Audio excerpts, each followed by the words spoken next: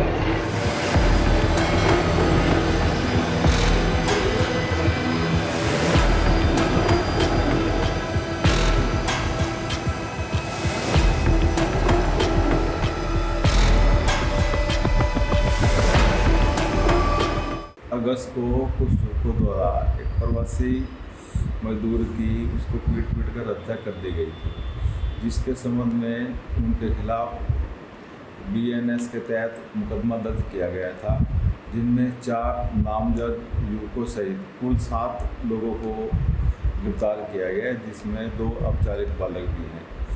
Police इसमें तत्परता से कार्रवाई कर रही है और कुछ ही घंटों में उनको गिरफ्तार कर लिया गया था और अभी वो हमारे पुलिस रिमांड पर हैं, जिनसे गहनता से पूछताछ की जा रही है। इस संबंध में हमारा लगातार फ्लैग मार्च और अन्य जारी है। इलाके में, बाड़ा के इलाके में, जिला चरखी दादरी के क्षेत्र में कानून और शांति व्यवस्था पूरी तरह से कायम है।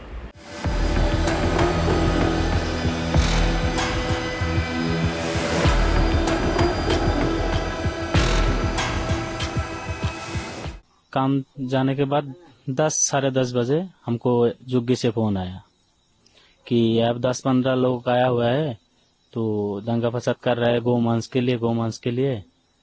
तो उससे पहले 2-3 दिन पहले भैंस का मांस लाए थे, हम लोग वो खा लिया था। वो साइड का जुग्गी में खाया नहीं था, वो लोग ओए पे थे, रखा हुआ था।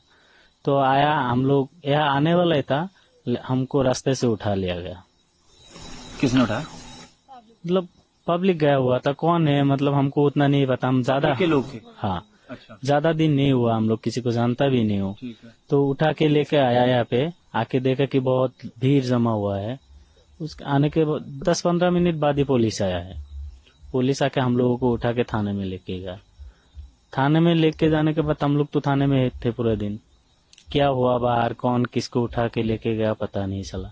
फिर रात को हमको थाने से खबर मिला है कि शब्बीर मलिक का डेथ हो गया और एक आसरुद्दीन है और उसका बेटा है, उसको चोट लगी है। बस वो दादरी हॉस्पिटल में एडमिट है, बस इतना ही जानता हूँ।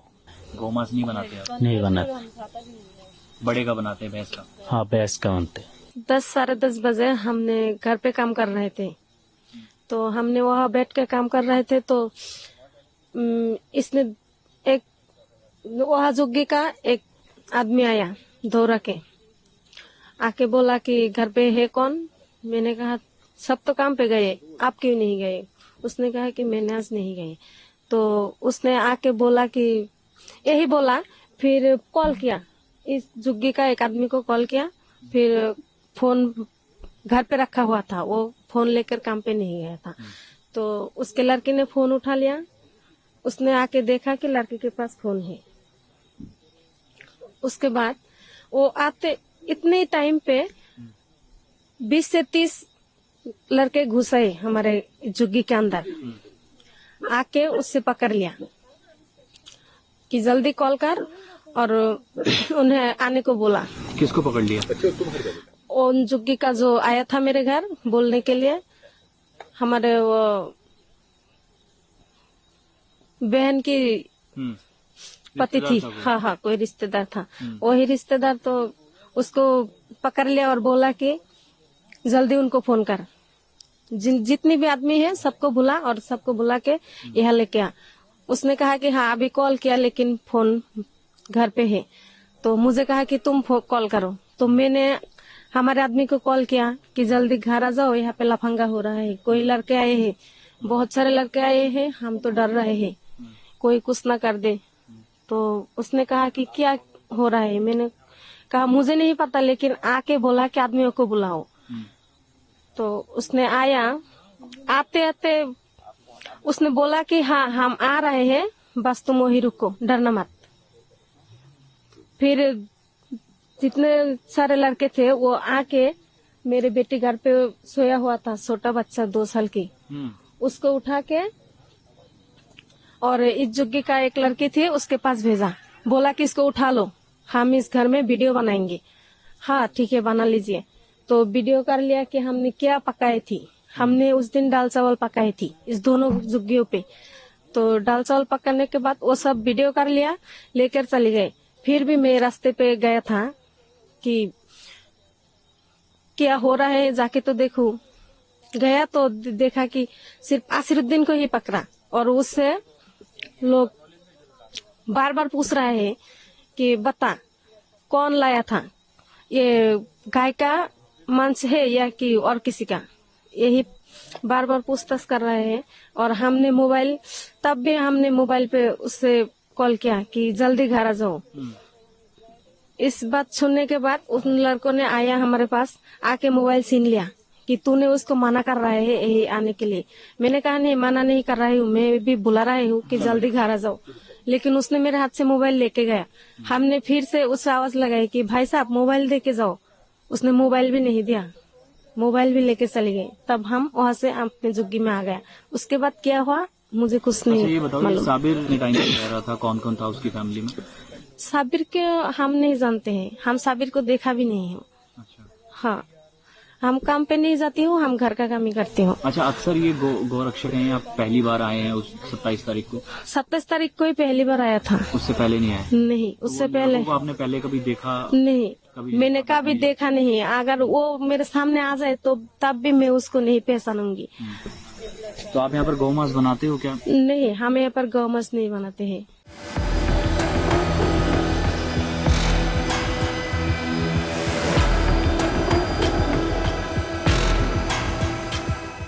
ऐसा आप मऊ लिंचिंग का बात, ये इस प्रकार की बातें ठीक नहीं है। हमने क्योंकि गौ माता के संरक्षण के लिए विधानसभा के अंदर भी कड़ा कानून बनाया है, और गौ माता के इसके लिए कोई समझौता नहीं है।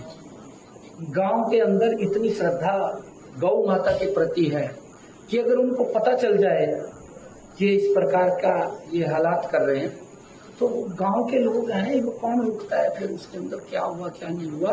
परंतु मैं ये कहना चाहता हूँ कि इस प्रकार की घटनाएं नहीं होनी चाहिए, और ये घटनाएं दुर्भाग्यपूर्ण हैं। मैं उन लोगों से भी कहना चाहूँगा कि वो इस प्रकार के संसाधनों के अंदर संलिप्त ना हो, उससे बचना चाहिए।